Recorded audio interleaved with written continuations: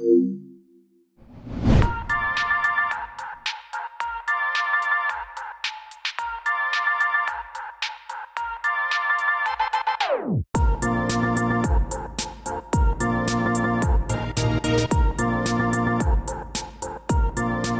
guys, welcome to episode 26 of Operation PlayStation. I'm one of your hosts, Dash, along with my co-host, Mr. Paul James. What is going on, Padge? Well, 2020's over. Fuck that shit, and let's move on to what is hopefully a better year. It started off awkwardly, but surely it can't be worse. Surely, touch wood. Well, fingers crossed. The universe. I just had my ghost do the thing. This only happens in patched. Oh my god. Jesus Christ. Great way to start the pod. And the guys, if you didn't know. Completely uncontrollable. I don't know what the fuck it is. So we push through. This is Operation PlayStation, Gamer.com's dedicated PlayStation podcast, where we dive deep and dirty and discover what the latest and greatest PlayStation have to offer, including what's coming up in the year 2021. If you like what you hear today, make sure that you subscribe to us over on SoundCloud, iTunes, and Spotify. Give us those cheeky 5-star ratings. They surely help us out. And also catch the VOD over on Gamer.com and on YouTube. Subscribe, hit that bell, give us a like, give us a comment, leave us some feedback. That surely helps us out. Padge. It seems like Player 2's back on a roll, so tell me what you've got going. Yeah, I still haven't done that much myself yet, certainly in written form anyway. I've got a few things I'm cooking, but they're a little way off. In terms of podcasts and audio video stuff, though, I'm kind of busy in that space. I've had a couple of Player 2 plays go up, patched, launched for the first time for the year, Tuesday, as of when we recorded this. But the most notable thing is my next series of Gamer School, which is basically a look back through a particular franchise, real deep dive into all the ins and outs and what's involved. We've only done one of them so far, and it was about 2 years ago, dedicated to the Manor franchise. And the second one kicks off this Thursday, dedicated to Tomb Raider. Fantastic. So it's like a 45-minute deep dive into kind of all the ins and outs of the franchise and a lot of the history of the whole thing. Go check it out. The audio version will be basically available to everyone on the Dev Diary podcast feed on Thursday. Fantastic. And then there's video versions being broken out segment by segment over the course of the next few weeks. But if you want it in full, if you want to hear the entire thing, the Dev Diary feed's the place to go. And then go check out video on the Player 2 website over the course of the next few weeks where you'll get the full version. Awesome. So make sure you guys subscribe to Dev Diary. It also resumes January 28th, yeah? Yes, sure does. Correct. Teeing up guests at the moment. Fantastic. For DashGamer.com, we're back into the full swing of things. I didn't know that I did this much content over the last week, but there you go. PlayStation 5 console review is up right now. I gave it some high praise for sure. Cyberpunk 2077 review is out. Mixed. You can go listen to our last episode of Ops for our full thoughts, but the review does give our comprehensive thoughts on it as well, so check that one out. Dash Gamer Awards 2020 is also up. Congratulations to Final Fantasy VII Remake for scoring Game of the Year from the Dash Gamer Awards. Dr. Stone anime analysis, thanks to the folk over at Madman. Our top 5 anime to kick off your 2021 on Anime Lab, and just one that I put up yesterday, Great Pretender, the anime series on Netflix, so make sure you guys check all that out. Patch? Get your weeby fix. Yeah, get your... Shut up, would you? Patch, let's jump into the news. All right, Patch, the first bit of news comes by way of Alex Walker over at Kotaku. And he says, a ton of PS5 exclusives just got release dates. And he goes on, CES isn't typically a big show when it comes to PlayStation announcements, but this year we got a nice surprise. A whole bunch of dates on PS5 exclusives. The dates showed up in a small slide during CES's 2021 press conference, which was largely a sizzle reel and a run through of PlayStation Studios IP. Studios and IP. There was a neat little typo, quote, January spelt wrong, 2021. January for the Hitman release. But for the most part, it was useful just to shout out what the rest of 2021 looks like. Not all the dates are new surprises. Horizon and Ratchet & Clank haven't changed, but there is some useful info there. So some of the dates they gave us during CES were basically Ratchet & Clank coming 2021, which we knew. Horizon Forbidden West 2021. Returnal March 19. We knew that. Yep. Pragmata 2023. Solar Ash June 2021. Kenna Bridge of Spirits March 2021. Stray October 2021. Ghostwire Tokyo October 2021. Little Devil Inside July 2021. And Project Althea January 2022. Yep. There's some interesting dates in there. Yeah. The Pragmata one, I guess it surprises me a little bit that Capcom went so early on announcing it if it's shaping up to be a 2023 release. Now, it's not like they didn't know about the pandemic when they announced it and said like when it was coming. So it's a bit odd that they've already gone and slipped it back another year at this point. Who knows? Maybe it'll become another Deep Down. Yeah. The Project Athea one, like that's cool. The more interesting part of that is what was shown in one of the trailers or like one of the PlayStation kind of, what do they call them? Sizzle reel. Sizzle reels towards the end of the year last year where they said there was a little bit of text there that said Athea was an exclusive for 2 years. That's the more interesting part of that.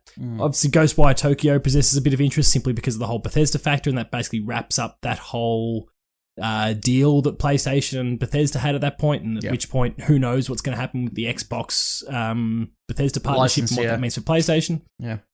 And then the others are indies, and there's some fantastic ones in there. I mean, it's very well documented. I'm a huge fan of Kena Bridge of Spirits. Yeah. Some of the others are looking really cool as well. Solar Ash, Little Devil Inside in particular. Returnal. Stray, I don't know, it doesn't do that much for me. Returnal, I'm almost bundling in the AAA thing because I feel like it's just a matter of time before. Well, they are making a AAA game here, and I feel like it's only a matter of time before they get bought out by PlayStation. So that's an interesting one to assume. Why would you presume that they're going to be bought out by PlayStation? What, Housemarque? Because they've been buddy for years, and PlayStation constantly supported them. It was only that they just weren't making money because but you could say the same about Kojima. Yeah, the games they were making. Oh yeah, but Kojima likes to go about his own business and be his own entity, whereas I think Housemarque would probably like the security. The decisions they made were based on the fact that they were struggling financially, the fact that the games were brilliant, but no one was buying them. So if they can make a game here in Returnal, which is, I'm sure you've probably seen the recent gameplay that was shown, it's still super arcadey, but it's got a AAA skin on it. Yeah, that's true. If that does well simply because of that AAA skin, well, that's going to appeal to Sony. That's going to look good on the books for Housemarque, and a partnership becomes fairly clear and easy, and it wouldn't be a very expensive one for PlayStation either. Yeah. Well, it's fitting that these dates, some of these dates were announced because we got our draft that is coming up later in the episode today. Our so I'm saying draft. nothing. I'm not showing my hand at all. Fuck off. The next story comes by way of Shannon over at Press Start, who says the black PS5 sale was an absolute disaster with all orders cancelled.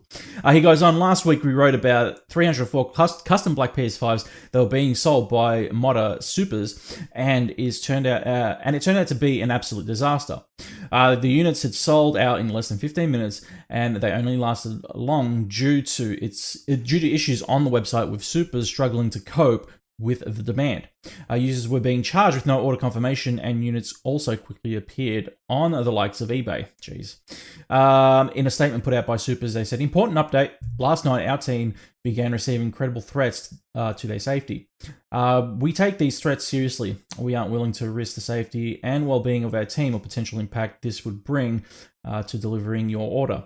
All existing orders will be cancelled and fully refunded in coming days. You will receive a notification when this happens. We intended this to be a fun way to celebrate a shared nostalgia. As it turns out, there are people out there who are willing to interfere with that. If we determine, they're fuckwits. Yeah, exactly. If we determine that it's safe to try again, we will. For now, please stay safe. Yeah, this is utter madness, and I'm going to get into it in my operation later in the episode, but the fact that people are getting I just brought it up to you that I had a conversation with Alex Walker from Kotaku the other day about some of the prices that are they're fleecing prices right now across the board.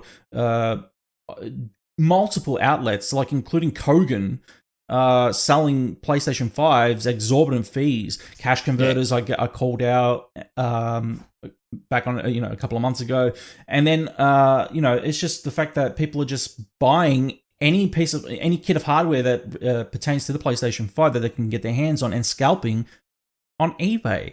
It's fucking pathetic. Yeah. People are douchebags, but We also know there's people that are willing to pay the prices. So Yeah. while that's always the case, this sort of shit's going to continue to happen because there's just not a foolproof way to stop people buying the consoles only to scalp them afterwards. Yeah, exactly. Continuing on about that, the good guys apparently had stock, but they stuffed up too. This one comes again from Shannon over at Press Start, who says, the good guys is cancelling PS5 orders and offering credit as an apology. Earlier this week, the good guys opened up orders for the PS5 and Xbox Series X, but unfortunately it turned out to be too good to be true. In an email sent to those who got an order in, the company has said that they saw an overwhelming response for PS5 orders and are not able to secure to stock from Sony. Okay. They are now refunding all who ordered within 3 to 5 working days and have provided a $100 store credit that can either be used in store or online. The good guys has also said that they will put anybody who ordered a console on a priority list for stock received in the future and will contact them as soon as they have stock available. But obviously, you cannot let people know when this will take place. It's unclear if this affects all those that got orders in for the PlayStation 5 and Xbox Series X, but it seems likely at this point.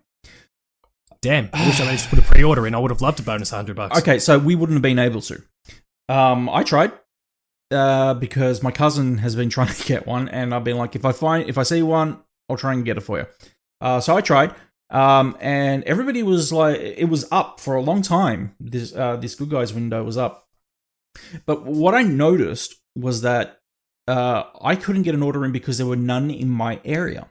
Area.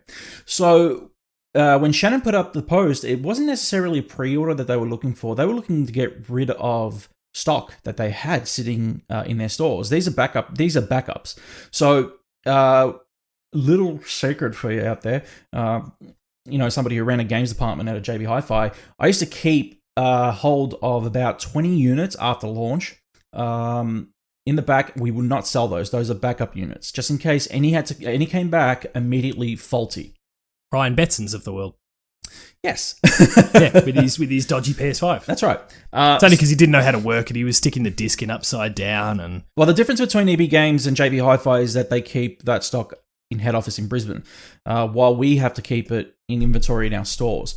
So I would stock 20 to keep, just in case, and then if it got to a certain period where it was like, okay, we got no more consoles, they're going fast, these have been sitting here now for about a good month, time to sell them, that's when we sell them. So this is what's happening now at the Good Guys, or this is what was happening at the Good Guys. They had them, they were sitting there, they were dusting, and they were like, fuck it, we're going to sell them, they got to go. So that was the case, and a lot of people were complaining that they didn't get their hands on one, but the fact is their area didn't have the stock. It was just if anything, it was a mislisting. So there you go. So, keep trying. Yeah, exactly. Keep trying. And yeah, I'll get into that more as we get into our operation. But the next one comes by way of Zamina Khan over at PlayStation Lifestyle, who says Microsoft survey asked Xbox owners if they would like DualSense features. Once again, I'm going to say it. I called this. Microsoft has sent out a survey to Xbox Series X and S owners to gather some feedback on its new console, and the questionnaire specifically asked respondents if they like the feature set that comes with the PlayStation 5's DualSense control. Why wouldn't they? Like, why? Anyway, as spotted by Tech Radar, the survey asks respondents to agree or disagree with the following statement. I'm aware of the features on the PlayStation PlayStation controllers that I wish were on the controller that came with this console. The survey further asks respondents if the Xbox Series X feels, quote, next gen. The DualSense features have not only been well received by players and critics, they were also praised by Xbox boss Phil Spencer. In a November 2020 interview with The Verge, the executive says, quote, I applaud what they did with the controller, not actually for, well, I shouldn't say not for the specifics of the controller, but more than just the specifics of the controller. I think for all of us in the industry, we should learn from each other and the innovation that we all push on, whether it's distribution of business model like Game Pass or controller tech, or the Wii back in the day, which clearly had an impact on us when we went off and did Kinect and Sony did the move. He goes on about it as well and continues praising the controller. Patch, yeah, like I said, I called this. This was something that Microsoft were behind on. Like, this is, again, it's another just well, they kind of kicked it off because there were the haptics in the triggers in the Xbox One controller. Correct. And then Nintendo took it further with the Switch Joy-Cons, and now PlayStation arguably further again. They're probably just on a par with the Joy-Cons. It's just the nature of the control that makes it feel a bit different. It's a little different because the motors that they use in these are much larger. Yeah. So there's but the core idea basically remains exactly the same at that point. Correct. So, I mean, look, it's hardly a surprise that they're looking at it, and I won't be at all surprised if, similar to what they did with the Xbox One controller, where they went, oh shit, we need to put a 3.5mm jack in it. They'll do the same with this. There'll be a revised version of the Xbox controller that'll have the equivalent haptics in it, and fine. Like, PlayStation's known to knock off a whole bunch of ideas from Nintendo, as Phil kind of alludes to there, that both PlayStation and Xbox pinched from the Wii in terms of motion, different ways, but, PlayStation basically just cloned it.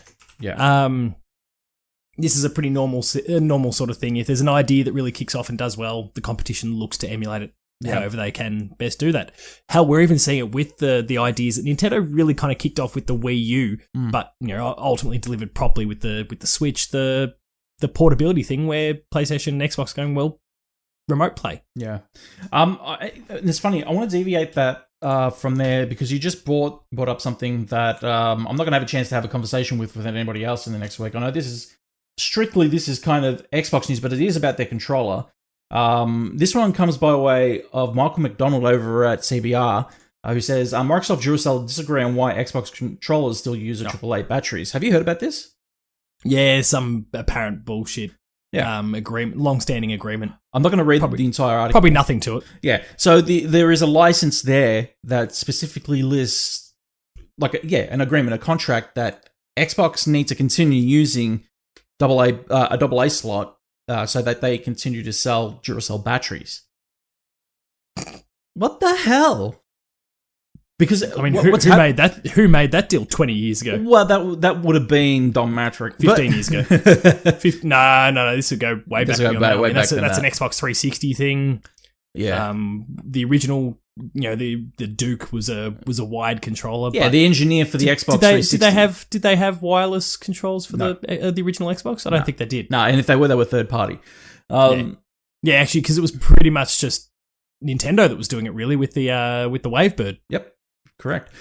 So it's just one of those things right now where I look at that and I say, like, in terms of the original article we read on PlayStation Lifestyle, and then I compare it to that, and I think to myself, man, what the fuck were they thinking going into this generation with a controller like that? They would have had insider knowledge that said that PlayStation were preparing to have a controller as revolutionary, as innovative as this, with such creative ideas in terms of making the motors inside feel realistic, responding on what's on screen to what you feel in your hands. So to me, it's confounding, it's dumbfounding, to be honest, how they went about it. But anyway, Padge, the next one comes by of Shannon over at Press Start, who says PS5 owners are being refunded for Maneater due to PlayStation Plus. This is something that I've never seen before, he says. Straight after January's PlayStation Plus lineup was announced last week, PS5 owners in our Facebook group started reporting that Sony were refunding them for their purchase of Maneater. This is due to the fact that it is included in January's PlayStation Plus lineup and has also recently been on sale. The message reads, quote, Maneater, subscriber. The message subject is Maneater, and then there's the content which you're starting to read. Pretty much, yeah. Subscriber of the PlayStation Plus, we will refund the purchase price of the product to your PlayStation Store wallet, as this is a PlayStation Plus monthly game. This will not affect your ability to play the game, as we have not removed the game from your library, end quote. Cool. Look, this is a great initiative. What? It's not an initiative. You don't think so? No, of course not. I mean, how many times over many years, and that includes even the PS4 games that went up in the exact same. You don't think month. This is going to continue? No, of course not. The only reason this is happening is because Maneater was out for like a month, and people have bought it, and then they've gone, well, we just made you pay $60, and now we're giving it to you free. It's a bit of a dog act, I guess. Yeah. Like Maneater is there simply because they had a gap between their 2 months of Bug Snacks and what is likely to be 2 months of The All Stars one, the car Yeah, combat one. Anyway, go on. I've gone blank on the name. Like, they had a gap there. They've gone, well, what can we do? We don't have a huge pool of games to select from. Let's go, like, Man-Eater's a good one. And I mean, I tweeted out when it first popped up that I knew it was only a matter of time, whether it was PS4 or PS5, that game was going to be a PS Plus game. So I just never bought it. Yeah. It turned out I probably could have bought it a month early and it wouldn't have mattered on the PS5. But Destruction All-Stars. Destruction All-Stars, thanks. Yeah. But this is kind of you've had your console for a month. You bought this game, and now we're giving it to you free. Like, that's kind of a dog act, really. So here's your money back. That's not going to be a regular thing. Otherwise, the other games that popped up, in the exact same month. So Shadow of the Tomb Raider on the PS4. What was the other game on the PS4? Who cares? But lots of people have bought Shadow of the Tomb Raider, and including myself, I didn't get a refund. Well, isn't it only 3? No, and the difference is because I've had years. The difference is because I've had years to have bought that game at a variety of different price points, I might add. Greedfall. Greedfall, yeah. So again, both cases, people have had a lot of time to own those games. People aren't going to be hurting at that particular point, but people who've spent, $60, $70 a month earlier, and then only to find out that everyone else is now getting it and getting it for nothing. That's a kick in the teeth. So it's a goodwill gesture, and I think it's the right call. And given their recent, maybe it's an indicator of something, given what we've seen with this, and then how they pulled Cyberpunk. Maybe PlayStation is being a little bit better when it comes to their online system and how they treat their customers in that respect, for refunds or whatever the case happens to be. Well, they should be, yeah. Well, they should be, but like this, it's a nice goodwill gesture, but I don't think it'll be a regular one. Okay. Especially as we get further and further out from the launch of the PS5, and more games are there, and what we get in October 2021 might be a game that comes out this month, for example, but it's not going to matter because people have had 10 months to buy it at that particular stage. It's different to 30 days. All right, you've pretty much sold me on this, but here's my question to you now. Do you think that they were trying to save Man-Eater in a way? Like, they were saying, okay, the sales are low, let's buy Man-Eater and put it up on PlayStation Plus. Kind of like, they when I say buy, they basically buy a license to sell it or to give it to their PlayStation Plus. They pay out THQ Nordic. Yeah, big money. Here's a sum, what we expect it to sell. There you go. And do you think that this will be an initiative, though? Do you think that this is going to become an initiative with indie titles, the small indie titles that don't necessarily sell that, great on PlayStation?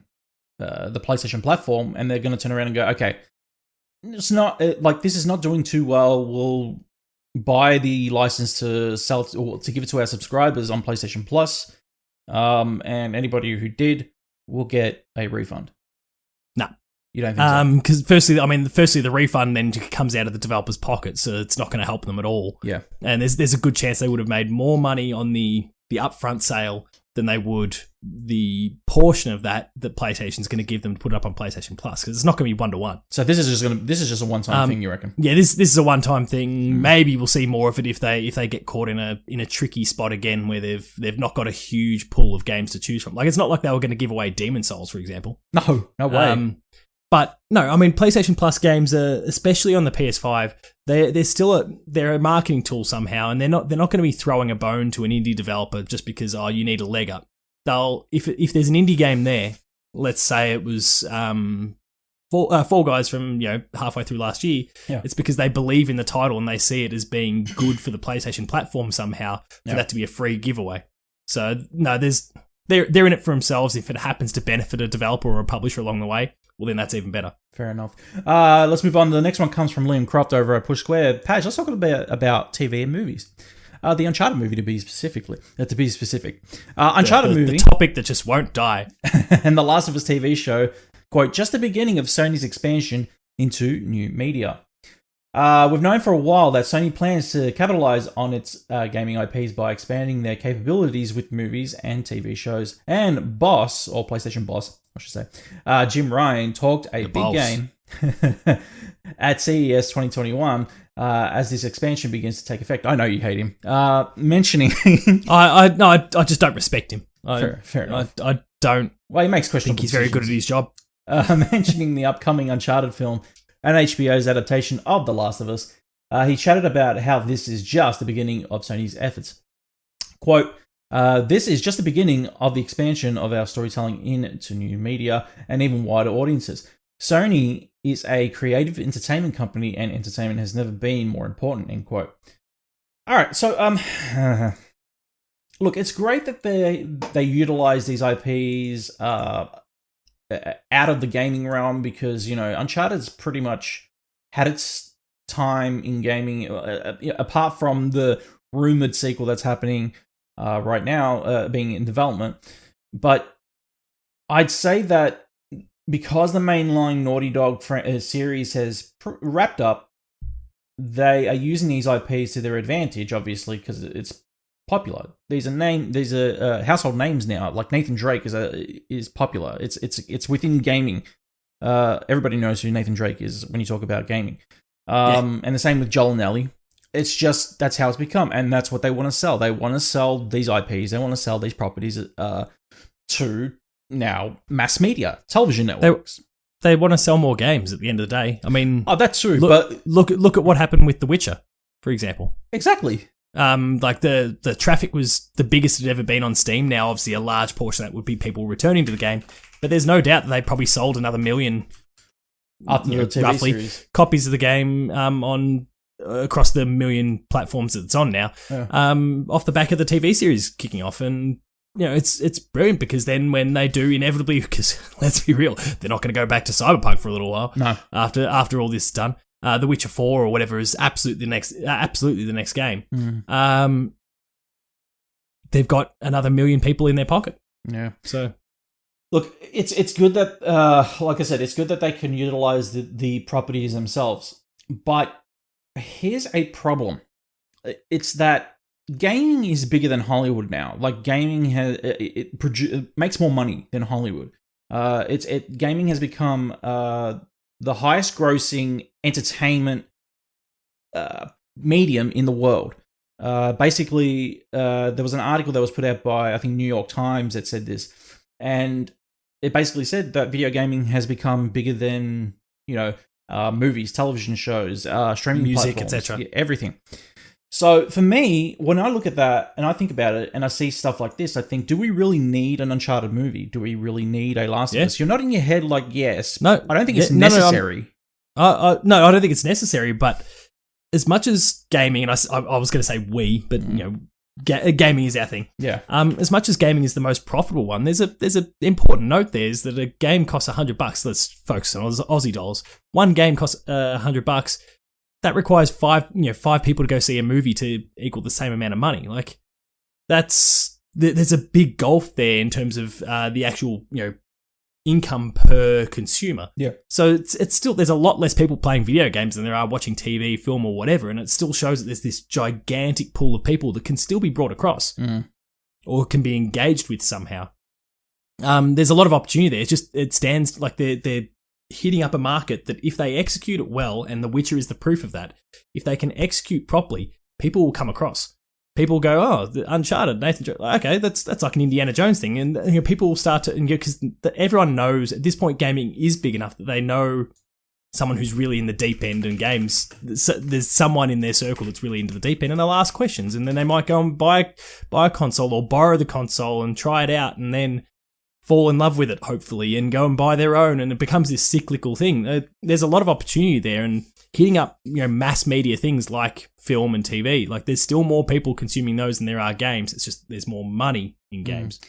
I'm going to read a couple of names now. These are confirmed stars of the Uncharted film: Tom Holland, Mark Wahlberg, Bryan Cranston, Antonio Banderas. Right? They're confirmed cast members. They're names. They're notable names, right? The rest are here or there, basically. Like, there's not really any more big names that are applied to this. Do you feel? Oh, look, there'll be a big name that occupies the Elena role, for example. And, you better. And the Chloe role. Well, you got to remember that this is pre Drake's Fortune. True, but yeah, like, maybe that still makes Chloe feasible. But you know, there'll be someone big attached to her. Yeah. So they've already cast Sophia Taylor Ali. Oh, now that's a name I don't know as well, but I don't really immerse myself in film as much. Right. So with those names that I just put out there, though, you got to be familiar with Bryan Cranston, obviously Breaking Bad, Antonio Banderas, Mark Wahlberg, Tom Holland. More importantly, Malcolm in the Middle. Exactly. Do you feel like this film is going to be a success with the current slate? You can have the best actors in the world. It boils down to the script and the scenario writing. So if they execute on that, they're golden. And that's, I mean, again, The Witcher isn't the success it is simply because they've got Superman at the helm. They've got 5 screenwriters. Yeah, you have the right team of people behind it, and that's what makes these things work. We'll see. You can have small name cast and do a phenomenal job and become the biggest show or film on the screen. I maybe a hint of my bias coming out here, but I wind back all the way back to, it was like 2004 when Lost first came out. There was no profile actors on that. No, I know, and it's my favorite show. You jerk it so much. But hang on, but ignoring that for a second, there was no one really of any note on the show, and it became the biggest show on TV. Correct. For a few years, and then it becomes a bit more divisive and whatever. That's the opinionated part. Yeah. But it was the biggest show on TV because it was the script clicked, and again people started to lose it after a little while. It was shit at the script at the start, but then it kind of sure. But like there was shit at the start. Everybody said but no one says it's shit at the start. Oh god. Everyone says it's shit at the end. Patch, we're going to move on. And they're wrong. No, it's about the writing team anyway. I agree. The next one comes from Jordan Olamon over at IGN, who says, Ghost of Tsushima fans help with real-life Tsushima Island repairs. Gaming for good, he says. Ghost of Tsushima fans help contribute to the restoration of a real-life Torii Gate on the Japanese island of Tsushima. As reported by Silicon Era, the crowdfunding project to restore the gate of a Watatsumi shrine ended on January 10th. Amassing over 27 million Japanese yen. Or is it Japanese yen? I don't know. 27, yeah I think so. Yeah. According to an article from Famitsu, many Ghost of Tsushima fans rallied behind the funding drive, and in the end, it managed to achieve 442% of the initial 5 million yen target. That's amazing. The Watatsumi Shrine gate had been partially destroyed by a typhoon in September of 2020, and repairs should begin in April 2021. Of course, it happened in 2020. There you go. Well, yeah, but even as I say, like the pandemic-related delays could slow that further. But yeah, as the headline says, the subtitle says, "Gaming for good." Like people will rally. It's just awareness. Yeah, exactly. No, that's cool. To be honest, I had no idea what was going on until this news popped up. So yeah. Well, that's pretty cool. I like the fact that gamers are actually out there, doing the right thing. Well, yeah, exactly that. But it's also we experience these landmarks in gaming, and have begin to get have an appreciation towards them outside as well, and study them and see what happened. Like for me personally, like we just talked about Uncharted, I started looking at into El Dorado and all that other stuff like that was in Uncharted games, because I love Uncharted. Like Uncharted is my favorite franchise ever, and because of my love of it, I started looking into the landmarks that were actually in the game, and I wanted to see what was real and obviously what was fake. But it was really funny to see how religion impacts the game, and how just like landmarks really are detailed in the game as well as it is there. So like the Ghost of Tsushima crowd obviously are appreciative of the title and obviously want to help out on the real island there. So that's really, really cool. Page, the following comes from Tom Phillips over at Eurogamer, who says, looks like Mass Effect Legendary Edition launches in March. I'm a bit skeptical about this.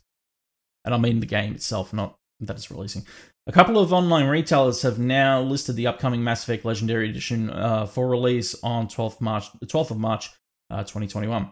EA is yet to officially announce a date for its remastered Mass Effect Trilogy pack beyond a vague spring window, but barring any further delays, Eurogamer understands that the above date to correctly be accurate. Singapore retailer Shopee Tree and Indonesia outlet GSS Shop, or GS Shop, I should GS say. Shop. Both have Mass Effect Legendary Edition down for 12th of March, as spotted by Twitter user Idle Sloth.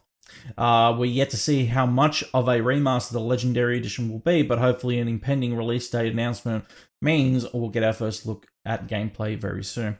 Okay, Here's my skepticism. This is why I'm pessimistic. Mass Effect has been arse since Andromeda. Oh, yeah. You mean down. so the only game you were going to say you thought I was going to say 3, didn't you? Yeah. I thought you were going to say 3. I thought you were going to be one of those. I like 3's ending. I don't care what people say. Good. I liked it. Look, I'm not in love with the ending, but I don't hate it. I'm not rallying against it like douchebags. No, exactly. Okay. I'll agree with you on that. I didn't love it. I didn't hate it. I liked it. It was fine. It could have been better. I can see the concerns, but I'm not going to stomp my little feet and demand a recount style.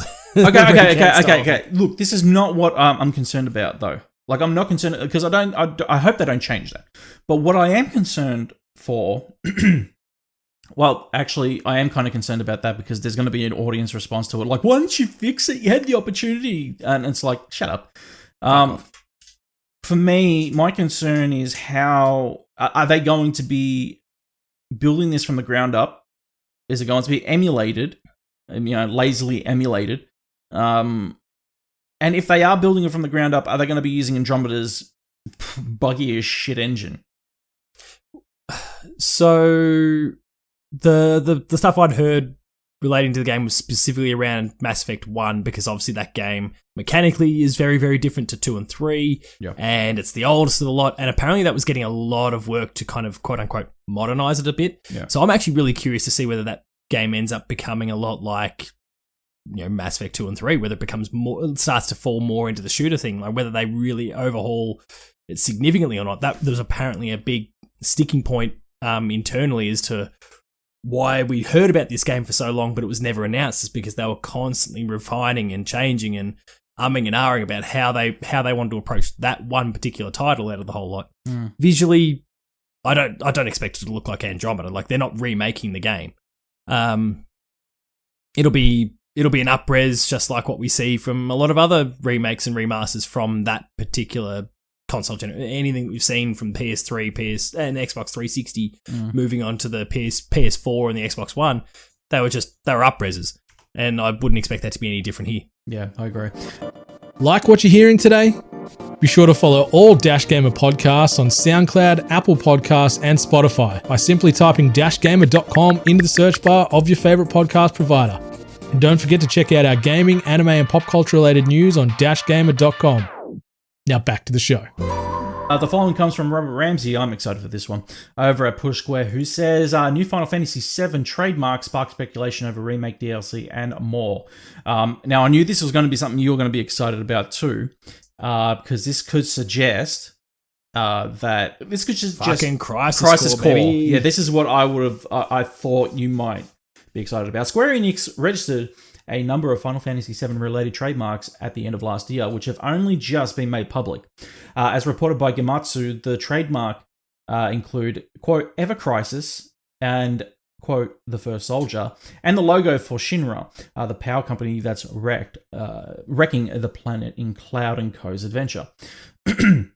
Naturally, these trademarks have already sparked much speculation, something that they could point to DLC for Final Fantasy VII Remake, while others reckon that they could have something to do with the additional projects set within the Final Fantasy VII universe.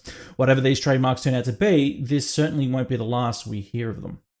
Do you think that this is going to... Okay, now I'm kind of confused because I assumed that this was going to apply to the sequel, not to DLC. That's my first thought, especially the First Soldier one. Like that's a fantastic subtitle for the second game because that's when even I fell down a very deep well over our time away with the Final Fantasy VII Remake ending. Same. I was going through a lot of videos and looking up a lot of stuff. So did I. Just coincidentally, then I guess, but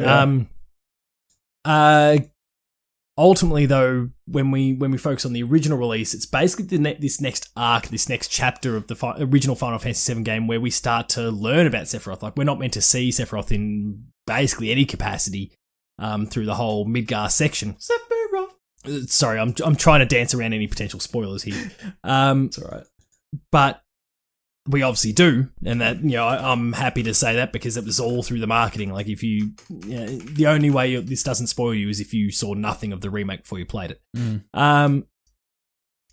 So the first, this next arc is when they're really supposed to start exploring the character of Sephiroth a little bit and who he is and what goes on. And the first soldier would be a fantastic subtitle for that particular title. Yeah, we're not going to see the name remake in there anymore because the one component hang on, this is getting spoilery. They've remade a bunch of it. Yeah, and we're no longer doing that. So you were gonna go right into it. Now you sound like you explain it to a 5-year-old. we're no longer remaking Final Fantasy VII from this point onwards, so they can just drop the whole remake name. Right. I understand. End spoilers. Yeah. It's kind of like it's skewing. They fucking went Kingdom Hearts on it. Well, it's skewing the viewpoint of Final Fantasy actually VII. In a good way for a change. Yeah. What they're doing is they're skewing the viewpoint and they're doing an alternate story to it, but. Part 2 of Final Fantasy VII, when that does come out, will obviously be a continuation of the remake when it does come out. But do you think that this leads to a potential of them actually releasing DLC for the version that we have in our hands already this year? Nah. You don't think so at all? It's hard to say, isn't it? It's hard to say because we don't know, but it's a very reasonable assumption that it's going to come to the Xbox platform. It's going to come to PC. Yeah. It's probably going to come to the Switch, but that'll have to obviously be a streaming go on the Switch. Well, not if rumors suggest that we're getting a Switch Pro.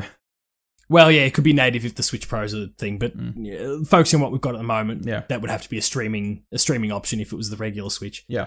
So I guess it's not out of the realms of possibility that when they do a port essentially for these other platforms, that they might, or remaster even, because there's a new generation thing, they might fix up that dodgy door. That we might get an expansion thing in there, and if you already own it on PlayStation, maybe you just get it. Like maybe it's just free DLC. I hope so, because everyone else is just buying it retail and it's just part of the package. Maybe PS4/PS5 owners just get that for free. That'd be nice, but I'm kind of the mind that there's not a DLC thing, and Ever Crisis and First Soldier could be literally subtitles of Part 2 and Part 3. It's true. They could be. I could even see them. Well, I don't see. The thing is, if they release a DLC, it'll only be one. There's not multiple. No. But you could be right. This could be a 3-parter. And this could, there's the potential there for those subtitles to come in play. I mean, I'm not even saying that. Like, it could be more than that too. It's just that, I mean, it's crystal clear to all of us that they are. I wouldn't go quite as far as to say they're working it out on the fly, but it definitely wasn't planned out in its entirety when they set about this task. I mean, we hear about directors and producers that basically didn't know they were working on the game until the debut trailer came out and their names were in the trailer. So that's talk about putting them on the spot. Yeah, that tells us a hell of a lot about what level of planning went in at Square Enix. So they didn't have part 2, 3, 4, 5, 6, whatever it ends up being, mapped out when they announced that they were. And I'm sure at first they were probably planning to straight up remake it. But then that evolved. Yeah, obviously. Paj, we're going to move on. This one comes from Adam Bankhurst over at IGN, who says, Gotham Knights, Batman's combat system entirely redesigned with a focus on co-op. I would have rather kept talking about Final Fantasy, to be honest. WB Games... I'm keen as shit for this game. Really? WB Games has revealed that while Gotham Knights will have a similar feel to the Batman Arkham games, the combat has been, quote, entirely redesigned so that it works well for the game's focus on co-op play. Speaking to Games Radar, WB Games Montreal, who developed Batman Arkham Origins, spoke about this change and how players will be able to expect more, quote, variety and challenge in Gotham Knights. Who did they speak to? Speaking to Games Radar, they didn't mention. No, it's in the next paragraph. Oh, we've entirely redesigned the combat system in order for it to work well in co-op, says Fleur Marty, executive producer of Gotham Knights. Of course, we're still a brawler, and some of the mechanics won't feel totally alien for people who've played and enjoyed the Arkham series, but it is in many ways very different. Yeah, that's the kind of the core of it. Look, Padge, It makes sense. If you tried to just drag and drop the Arkham system but had co-op play in there, it's not going to work. But not You're even gonna be getting that. in each other. Like, it was about stringing combos and those sorts of things together. And Yeah, but we've got if you've got Spider-Man another for player that. in there to interfere with that, people are just going to get the shits at each other. So there'll be. I'd imagine there's, the core of it will remain the same, and it'll be getting tweaked a little bit to allow for there might be partner attacks and those sorts of things where you're laying into one person, then you, like, if your co-op teammate jumps in at the same point, one might kick him up, the other might slam him down, that sort of thing, and it keeps your combos going and those sort of things. I think that could be a really cool evolution of what they've done there. Spider-Man has innovated this, though. Like, they have evolved it. They have put their own spin on what you're talking about, the whole combo, the whole string of combos in, like a flurry of combat. I feel they did, but Spider-Man's also a very different character. Like, he's fast, and Batman isn't. That's fair. But I also feel from the trailers that I've viewed of Gotham Knights, the game does not scream Arkham. It just doesn't. I know that they're trying to deviate. It's kind of Arkham cross. No. I know that, but I don't. They're trying to deviate from it, right? The aesthetic is completely different. There's more. I don't know how to put this, but it looks like a kid's game. It really does. Oh no, I definitely wouldn't go that far. Like, I'm feeling the tone and all that sort of stuff. Like, it drips with that same tone. But the nature of, and again, obviously it's optional to play in co-op. You don't have to.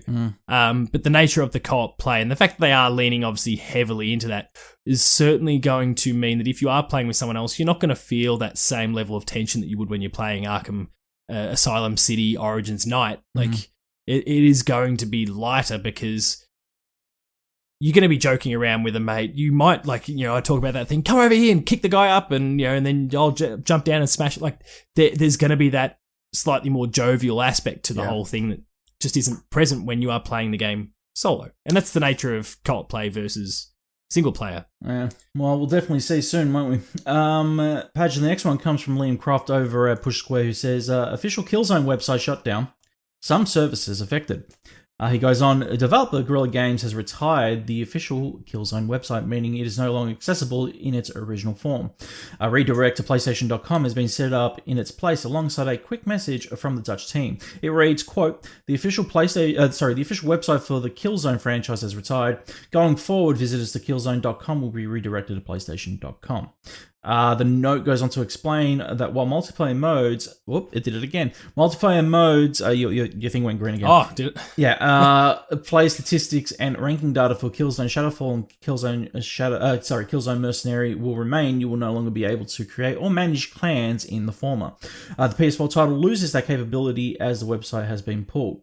Guerrilla Games then signs off by thanking the fans who visited the page. Quote, thank you to Killzone.com's many fans and visitors throughout the years for their enthusiasm and support. This is interesting because we had a discussion not that long ago on whether or not after Forbidden West, Guerrilla would return to the Killzone franchise.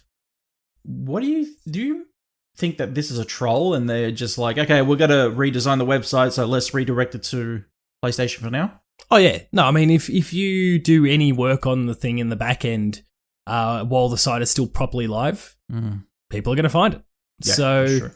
I think there's sites for PlayStation franchises that are still alive and kicking, and they're older than the Crash Bandicoot Naughty Dog website. I can't believe that's still going. Yeah, so there's plenty of those sorts of sites that still exist, and will continue to exist well beyond 2021. Yeah. So I think, and Betson actually spoke about this on For the Players. Yeah. He's of the exact same mind where it's clear that they're just trying to do some work on the back end. I think it's obvious though. I'd rather Killzone not come back and for Resistance to be the one that resurfaces. Wow. But it seems fairly obvious that there's something going on in the back end. I don't think it'll be Guerrilla. I think it'll be another team that works on that franchise. They're going to be too busy with new IPs. Guerrilla are going to be centered around becoming on par with Naughty Dog now. Yeah. Yeah. No, so they've got their own priorities and yeah. So Yeah. It's interesting because I would have liked to have seen a new Killzone. I was one of the few people that actually liked Shadowfall. I thought it was okay. A lot of people shat on it and they had every right to that. It had its issues. But I don't think it was as bad as people made it out to be. No, of course not. So I'll miss it if they don't return to the IP, that's for sure. For what it's worth, the Resistance website, it's still live, but that's part of the Insomniac Games site more broadly. So, and there'll be heaps of other examples that fit the same thing here. So, Page, the last bit of news from the night comes from Robert Ramsey over at Push Square, who says Persona 5, 4, and 3 and more soundtracks finally added to Spotify outside of Japan. In the original story, he says, Persona fans rejoice. Music from the long-running JRPG series is finally being added to Spotify. Previously, soundtracks from Atlas franchise were only available through Japanese accounts. But according to any playlist on Twitter, it's all heading west at midnight on the 5th of January. So it's already available. So it's already available. We'll update this article as soon as we have confirmation. So basically, they confirmed it was true in the update. Yeah, cool. Look... I know. Go on, Weeb, do it. Look, the music. I'm throwing you a bone here. The music in Persona 5 is some of the best in gaming today, and I can't wait for Strikers to come out because I've already heard the Scramble soundtrack, and it is just as good as the original. A lot of remixes, a lot of original pieces into it that have been thrown into it. A lot of the funk that's from Persona 5, a lot of the jazz that's been turned to rock. And there have been musicians that I've watched on YouTube. Just say it. You're gonna draft it in our draft shortly. Like, just hey, I haven't. I don't have that down. Interesting, huh? Yeah, we'll see. So basically, the games begin.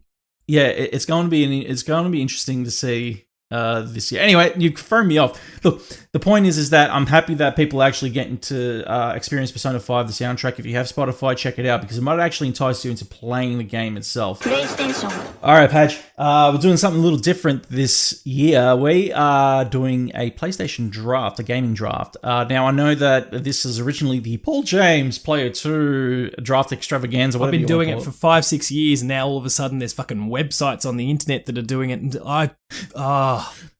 oh man, yeah. I missed out on making dozens of dollars on an original idea. So, shit. So our idea is that we're going to be doing our draft. For the Players have done their draft, so make sure you guys check out For the Players this week over at the Pop Culturist.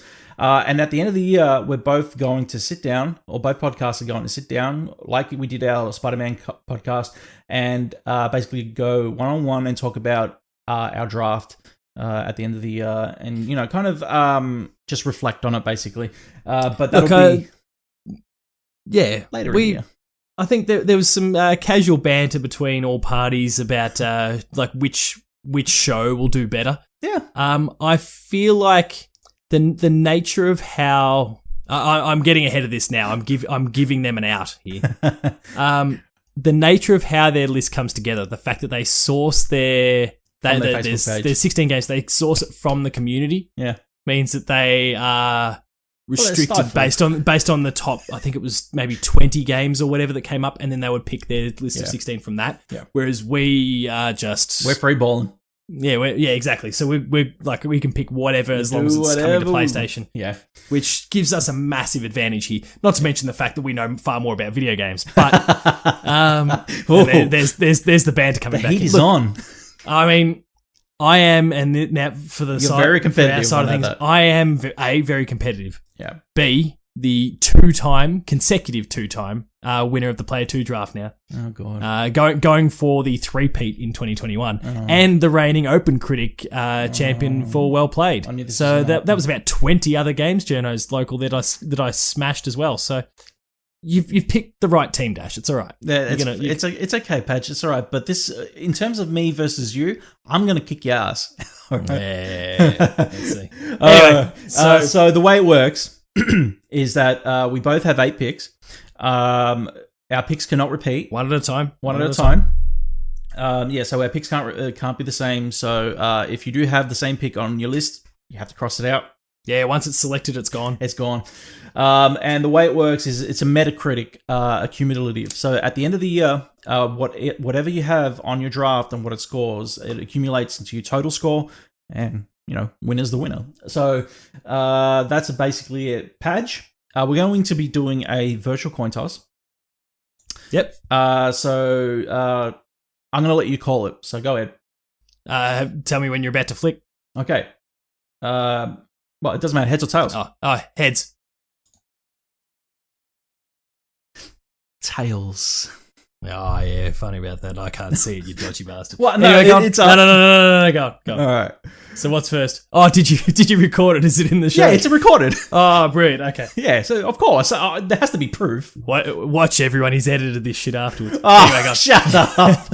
I'll even send you the raw. What's your first pick? All right. So my first pick, the first pick on the Dash side. Don't fuck this up. Horizon Forbidden West is my first pick, Padge. Yeah, okay. Yep. I'm writing these down for us just in case. So Horizon Forbidden West is my first pick. This is an assurance. Like, you can't go wrong picking Horizon Forbidden West, man. Not at all. So that is my first pick. The thing that you've missed. Actually, no. Actually, I'm not going to show it. I don't think you've thought about this game. So I'm actually going to save it for a bit later. I reckon it might.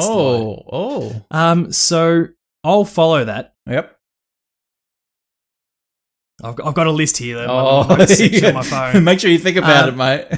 Think hard and think long and think hard, mate. Because I'll tell you something, you're going to need it. Oh yeah, we'll see.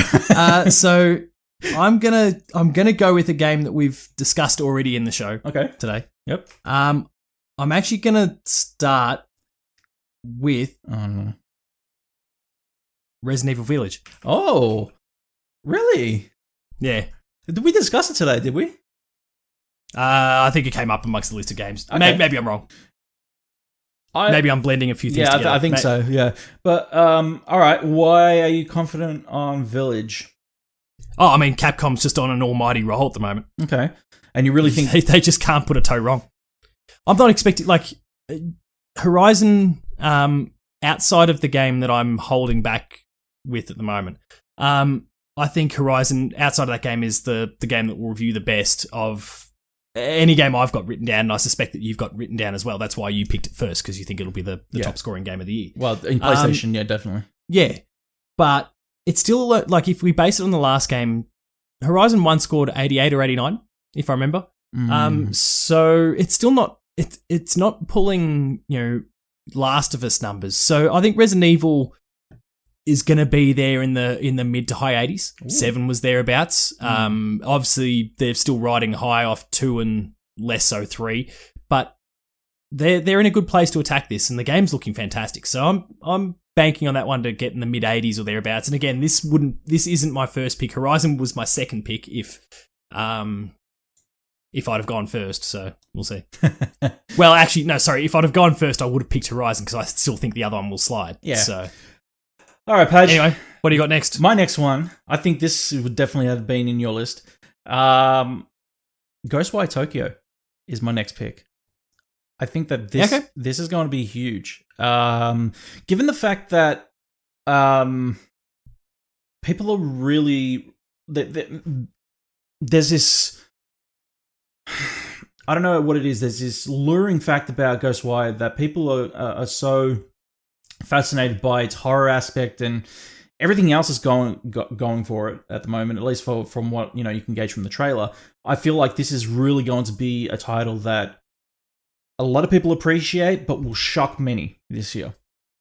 So for me, it was a big slider, and that's only because of some of the tumultuous stuff going on there with Ikumi Nakamura leaving, and that was meant to be her project, and I'm just concerned that it might take the game from being a mid-80s title to a low 80s to maybe high 70s even. Fair enough. The Evil Within and didn't shoot the lights out. They're great games from all reports, but they're not pushing the 90s if we're talking Metacritic scores. And that's where, and I'm assuming you're probably of a similar sort of mindset. This is how I've approached every draft that I've done. It's like I know what I want to think, and I know I believe this game is, but history says XYZ. So I'm trying to base a lot of my selections on that. Yeah. So, yeah. Go on. What's your next pick? Oh, we're up to me? Okay, so Yeah, I just next did up, I just wasn't sure if you had any more to say on it. Nope. So for me, next is Ratchet and Clank Rift Apart. Yeah, that was on my list, but yeah, go on. For the reasons we've discussed before, and not to mention like the future trilogy, which obviously is quite a while ago now. Those are PS3 games, but the latest one, Crack in Time in that space, 89. Damn, okay. And 89. Then obviously it trailed away for a brief period there as they explored other ideas and people didn't necessarily like them. The first time they went back to the core Ratchet concept was the remake, which, remakes typically, and there's exceptions to the rule, like Demon's Souls, for example, but typically they do score a bit lower and it still got an 85. So this thing is perhaps more likely to succeed than Resident Evil in my eyes, but I've just got a feeling about Resident Evil this time around. So no, that's fair. So Ratchet and Clank's or Rift Apart is my second choice. So it's funny that you mentioned that. I feel like in terms of Horizon, as Horizon scored 81, like an average Metacritic, I believe it's going to be higher this time with Forbidden West. No, like I said, Horizon was 89 or 88 or 89. Oh, okay. I still feel like it might be in the 90s, in the early 90s this time around. Yeah. No, I'm inclined to agree with you. Yeah. So, like, I agree with you as well. I think that Ratchet and Clank will actually score better this time around from its previous title, which was essentially a remake but a reboot into the series anyway. But yeah, I agree with you on that, man. I think it's a good pick, definitely. And I had that down as originally my second pick, but I kind of wanted to throw a curveball there because I honestly didn't know if you were going to pick it or not. But there you go. I'm a massive Ratchet lover, so it was always going to feature at some point. Oh, no, fair enough then. Patch, I'm going to play it safe. And I'm going with It Takes Two. I really think that this is going to be a big one as well. It Takes Two is obviously going to be Joseph Fares. Fuck the Oscars. From the trailer itself, it looks like magic. And I really think that it's going to score well. A Way Out was average. It scored okay, I guess, but I feel like now with PlayStation's infrastructure and how it's running right now on PlayStation 5, I think with the game and the way and how fun it looks, and the co-op, that's just going to elevate it and bring it to new heights, to be honest. I feel like it's going to be incredible to play. So I think it's going to be a lot of fun. It Takes Two is my next pick. One thing I'll just note before I throw my next pick out there, because you've just mentioned It Takes Two, which is multi-platform. I've already mentioned Resident Evil Village, which is also multi-platform. Yeah. One thing that is important to note here is that we are basing our scores specifically on the PlayStation SKUs. And maybe to also fit in line with what for the players have done. If it's a game that's on PS4 and PS5, so say Horizon, for example, we'll take the PS5 version there. Correct. Because there is a habit, and this is just something I've studied a lot, having been doing the drafts of Player 2 for so long, is that Xbox versions tend to actually review higher. Yeah. And it's not because necessarily they're better games. The overwhelming majority of reviews tend to get sent to the PlayStation platform because that is seems to be the default platform for a lot of media publications. And so you only get a very small sample size on the Xbox, and that's where their enthusiast dedicated Xbox sites or whatever start to kick in, just like PlayStation has, but they're part of a larger pool of general media as well. So the Xbox ones rise to the top, the scores tend to be a little bit higher as a result. So we're picking everything based on PlayStation, and if it's on PS4 and PS5, it's the PS5 version. Padge, what's your next? What's your number 3? So my next pick is... I probably should have ranked this list rather than just wrote down a list of names because I'm having to scroll through it over and over and over again. Yeah. I still think I'm safe with the title that I've selected, so I'm not going to go with it yet. And I'm going to get the shits real bad if you come up with it. Is Hitman 3. Ah, damn. Yeah. I was gonna go that one next, but yeah. That's a combination of the fact that I don't have to worry about it being delayed because it's out in a week and a half. I am not privy to anyone with review copies. I'm sure there's probably people out there that I know that have, but that hasn't been disclosed to me at this point, so I know nothing. The last game's 82 for Hitman 2, 84 for Hitman 1, or the kind of remake or reboot of the franchise. And this combines both of those games. It has VR if it's on PlayStation. I think so. The PlayStation one with the definitive version of the game, it's probably going to review a bit higher. It's a PS5 title. It's a PS4 title. Like there's a lot of perks to this one. Yeah. And I think it's a pretty safe mid-80s score. That's a safe bet. I reckon. It's Early to mid-80s, but mid-80s. I think it's going to do extremely well, considering the fact that the other, like the previous two, have been phenomenal episodic experiences. I feel like they've really stepped it up now with these new episodic versions of Hitman. So.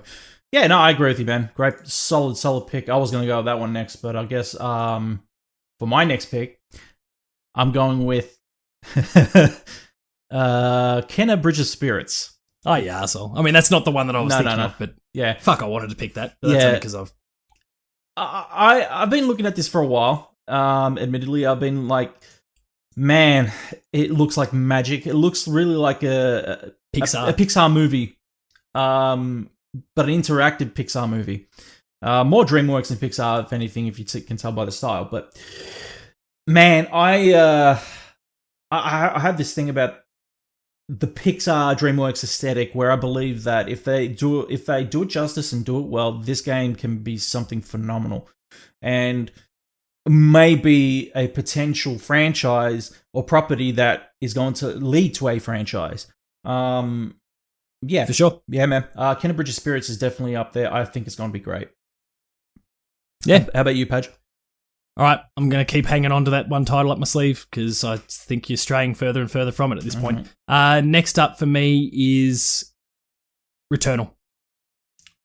Okay, I had that. Yeah, go on. I'm backing in Housemarque. Their games are fantastic. Next Machina is amazing as one of their most recent titles.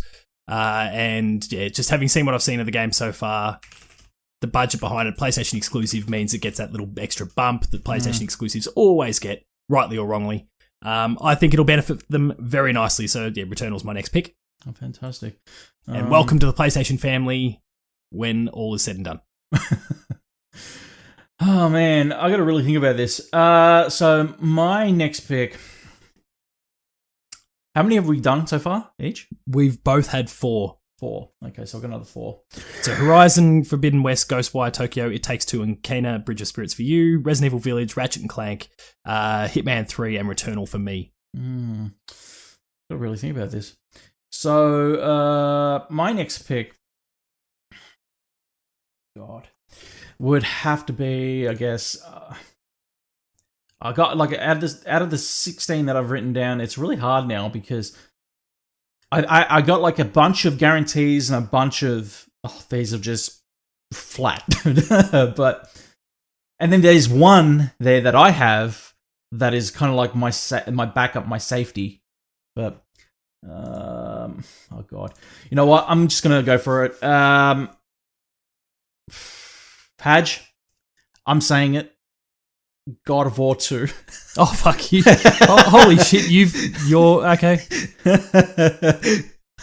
So, wow. Right, I am going to not even on my list. Hedge my bets. I'm going to hedge my bets. And I know that if it doesn't release this year, it counts as a 0. You're done. Yeah. You're done. Yeah, absolutely. Pretty much done. Absolutely. Well, not necessarily. Who knows? There could be other zeros that we aren't expecting, but yeah. Yes. I'm hedging my bets on this one.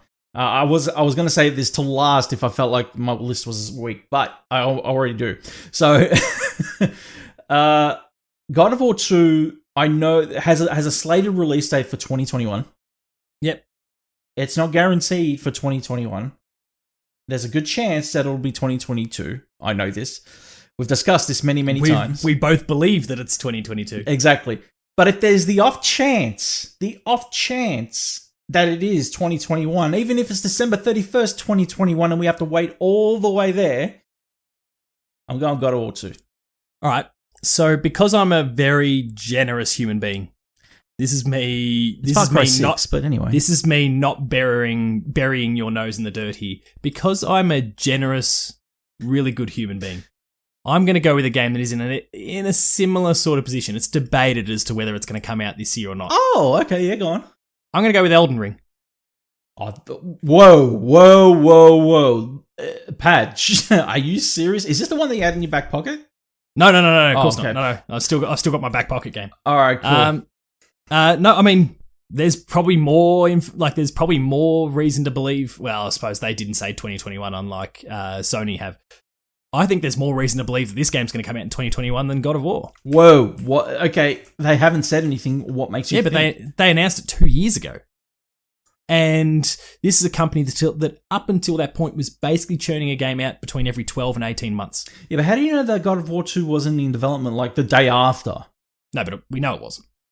They were pretty clear about that themselves. And again, we're still of the mind that it could be a Miles Morales style thing. That's true. There's a lot of theories that I've got that, and there was an article I put up on the Player 2 website. I think we spoke about it on the show last year.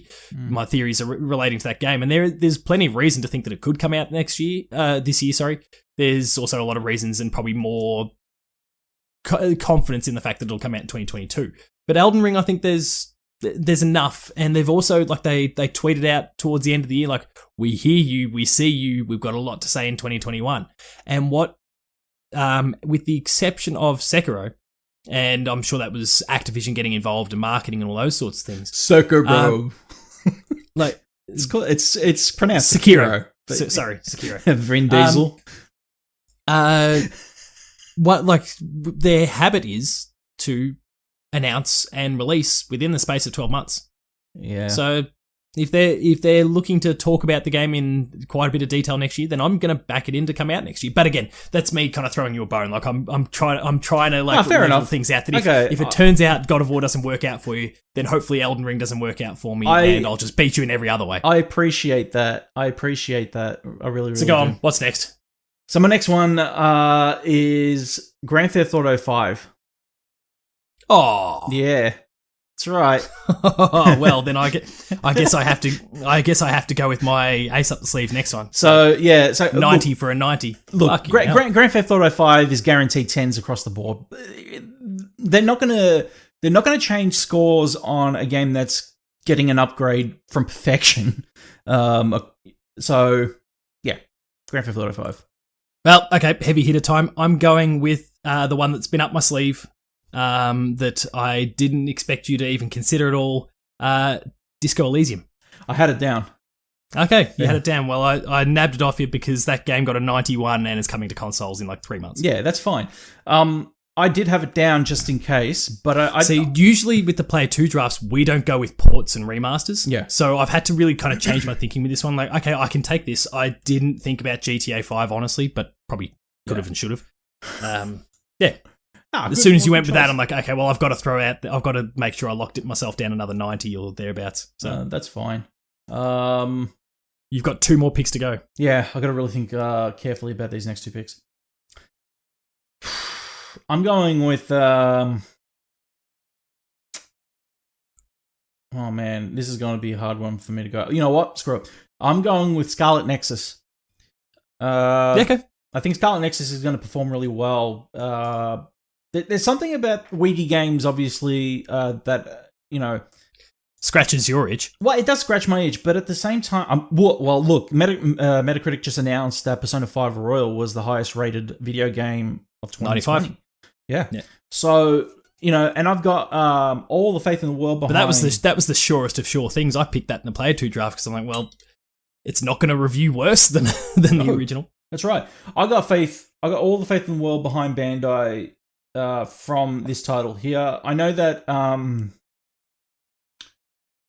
what was the last one that I reviewed? The Code Vein really was subpar, but still had a lot of potential there.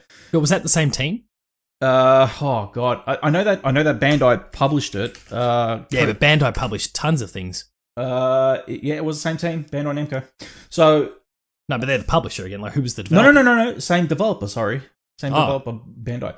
So, but if there's anything to judge Scarlet Nexus off, is that it really from the trailer itself, there's a sense of expeditious pacing that I feel a lot of people are going to be lured in by. It looks phenomenal. So I am putting it on Scarlet Nexus. If it rates average, it rates average. Oh well, shit happens, but yeah. All right, Padge. What's your next one? All right. Well, then, while we're While we're going down actually, no, I'm not going to go down that same line of thinking at all. I'm going to go with a game that you definitely wouldn't have put on your list, and that's because you're not a big fan of the franchise or the creator. Do you have any ideas? No. There's a very old franchise that continues to come back, continues to be very, very well received. I'm talking about Oddworld, and I'm talking about Oddworld. Yeah, Oddworld I did put it on my list, but I put it in the section that was like, if you're desperate, just put Oddworld down. Because when I was doing my research to double check everything, there's not a game lower than 83 on Metacritic. Lord Lanning for that franchise. Fuck him. So, sorry, there's the Xbox version of Munch's Odyssey that's on an 80, but the game's just reviewed well. Yeah. Like even like New and Tasty when it came out, 84, 87 on PC. Like it's just, I think that's a surefire 80. So yeah. No, look, that's a fair choice. I think though that given the fact that I hate Lorne Lanning, he's an idiot. He's got some stupid ideas that he really wants to make happen. But Abe's Odyssey always comes back. And I guess that's a good thing, but for me, it's just like, bleh. I just don't see Oddworld happening like that. Yeah. Anyway, my final pick, Patch. So there's two that I have considered. Now I'll let you know one because I'm not going to pick it. So basically, this is like a runner-up pick. Basically, I was going to go Scott Pilgrim versus the World at one point, but the only reason I didn't was because it actually rated a 76 or 77 on Metacritic, and I was surprised by that. So I'm actually 77. Yeah. So just to be safe, I'm actually going to be picking Far Cry 6. Righto. Yeah. I would have went Persona 5 Strikers as well. I think that Persona 5 Strikers might do well, but I don't think it's going to receive... It's a Musou. They don't get lapped up here in the West. Yeah, exactly. And that's the thing. Like, a lot of people... Like, a lot of... the West does not appreciate Musou, and I understand why. Yeah. So I wouldn't be stupid enough to put it on a Metacritic list, that's for sure. Padge, what's your final pick? So I've got one in my head that I think is a surefire thing, but I'm just going to quickly skim through my list to make sure that there's nothing that I might... There's two games I'm tossing up between, and I've got the luxury now of telling you what they are since you've got nothing you can do here. I'm tossing up between Back 4 Blood. I had that, yeah. Simply because both Left 4 Dead titles got an 89 on Metacritic back in the day, and they basically returning to that formula. Or another one that's also I think we've definitely discussed this one in the show. We had a whole article about it. Is the Mass Effect trilogy, because 89 for the original, 96 for Mass Effect 2, 89 I think is the lowest, like the poorest reviewed skew of Mass Effect 3. Okay, maybe the remasters aren't brilliant, as we discussed in the show. That might knock it down a couple points, and it might end at an 85. So I've got a lot of faith in Mass Effect. So that's actually the one I'm going to go with, only because I am a little concerned about Back 4 Blood as to whether they can actually recapture that. The game's looking fantastic. Impressions from the was it an alpha? Yep. At the end of last year that people were playing, really positive. But their last game was Evolve. Yeah. And whether, does the 4v1 thing still work? Does that kind of co-op multiplayer, the way they used to design it, still work? Can they recapture the magic? All those sort of things. There's just enough little question marks on that one. There's more question marks for that one than there is for Mass Effect for me. So the Mass Effect remaster is my final pick in the draft. That is a risky pick. I don't think is going... Look, not to say like, oh, screw you, Padge, but also at the same time, I don't think it's going to rate that well. I've been skeptical, as I said before. I still am skeptical about this trilogy or this remastered pack, because are they going to be building it on top of the Andromeda engine that was just shithouse, or are they going to be emulating it? Yeah, so obviously people had their concerns with Andromeda, but and its performance, but they also had a lot of concerns with the game itself and the stories they were trying to tell, and those concerns won't be there for Mass Effect 1 through 3. Oh, well, we don't know that yet. The people that are reviewing aren't going to be I'm stomping my feet and complaining. Well, certainly the ones that are going to get their reviews submitted to Metacritic anyway. They're not going to be the ones that are, I'm stomping my feet and I hate the ending and rewrite it and all that sort of, like, they're not those people. No, I agree with you. So I'd back it in to pull a mid-80s. Fair enough. Well, that's the draft for Operation PlayStation. Should be interesting what it all comes down to as we head towards the end of the year. Oh, sorry, as we go towards the end of the year, 2021. But yeah, you obviously mentioned you had a number of other games. What didn't you pick in the end? Pretty much. Hold on a second, I got to pull it up now. Or did we wipe? Maybe I'll do it while you're. No, I didn't until here. Left on my list, I had Gran Turismo 7 because that's probably low 80s. Yeah. Deathloop, Hogwarts Legacy. I've got some little question marks on that one, just simply because, firstly, will it come out in 2021? But also, the ultra left, and like I'm a lefty, but the ultra left ones that are gonna just want to kick that game around. Yeah, Benson and I had that discussion last night. Yeah. Psychonauts 2. Yep. Which would have been great to put an Xbox published game on a PlayStation list. Little Devil Inside. We obviously mentioned Kana before. Yeah, no, that's a lot for me because Elden Ring was basically me just like I had it there, and, pull trigger in case or pull string in case of emergency. Yeah. And it turned out that it's not that. It's me being a top bloke. Yeah. Throwing you a bone because I'm going to beat you anyway. So my ones that I didn't pick were basically Ghost Runner, Hitman 3, Disco Elysium, Scott Pilgrim, Returnal, and Persona 5 Strikers. Those were on my list, so yeah, okay. There you go.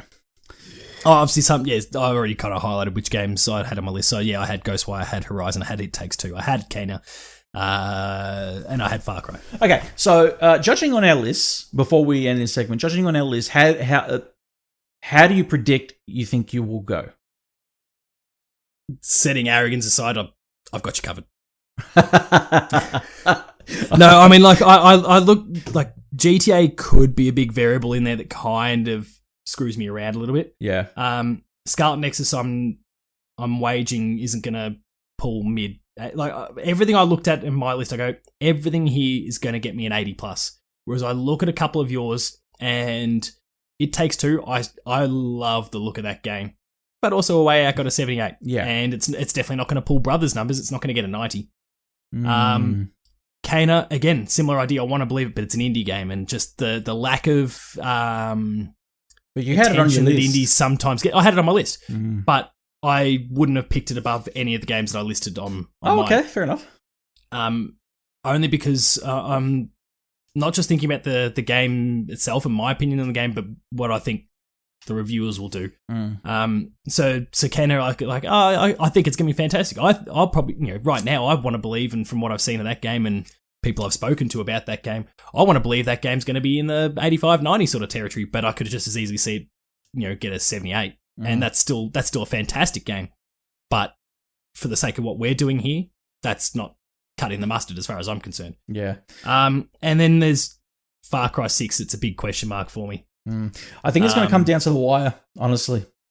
We've both got pretty solid lists, and I think as we head towards the end of the year, we'll be like very, very close, and I believe that it might even come down to our final picks. It'll come down to whether Elden Ring and God of War come out. All right, Pat, time for the drop. Have PlayStation decided, hey, 2021 will bring back the drop? Not that I'm aware of, but let's be real. I didn't go and look. I'll go check it out now. But I'm literally punching it in right now, and no, the last one still has June 19. It still has a picture of Star Wars 1 pod racer on it. So no. What's in the Operation drop? We have 3 games of any note across the next fortnight. Yeah. There might be some small ones that just kind of pop up out of nowhere, but 3 games of any note. Scott Pilgrim vs. the World, January 14 on PS4, obviously PS5 as well. Yep. Hitman 3 releasing January 20 for PS4 and PS5. Yep. And Gravity Heroes, January 22nd on PS4. That's all she wrote, and I'm so glad that we have a very quiet January, February, and most of March. I thought Scott Pilgrim was later in the month. Well, there you go. It's only a couple of days away. Jan 14, God 2 damn. days away. Fantastic. Well, there you go. I'm excited because I really want to play it again. But guys, if you didn't know, this has been Operation PlayStation. DashGamer.com's dedicated PlayStation podcast where we dive deep and dirty and discover what the latest and greatest PlayStation have to offer in whatever comes 2021. If you like what you heard tonight, make sure you follow Mr. Paul James on Twitter at Paul James Games. You can follow myself on Twitter at DashGamer. Don't forget to follow the show over on SoundCloud, iTunes, and Spotify. Give us those cheeky 5-star ratings. They surely help us out. And also catch the VOD over on DashGamer.com and on YouTube. Subscribe, hit that bell, give us a like, leave us a comment. They surely help us out. I want to thank everybody who has been subscribing and has actually been hitting that like button. They've surged ever since we've actually started saying, please leave us a like and subscribe to us and everything. We hit over 200 new subscribers while we've been away. And our last ops hit 400 likes, which is incredible. So thank you. Okay, good. Yeah, thank you so much to everybody who's been liking, listening, and also been listening over on SoundCloud. We love you all. Thank you so much for that. We'll be back in a couple of weeks. And for those who are probably questioning about the Dash Gamer podcast, a little bit of a sabbatical until mid-Feb, retooling the show a little bit. So keep your ears and eyes on the socials. I'll announce something real soon.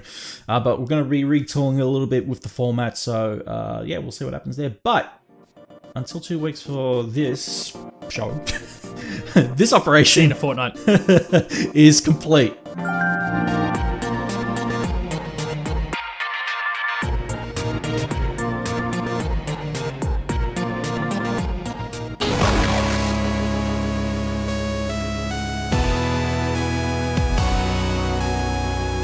DashGamer.com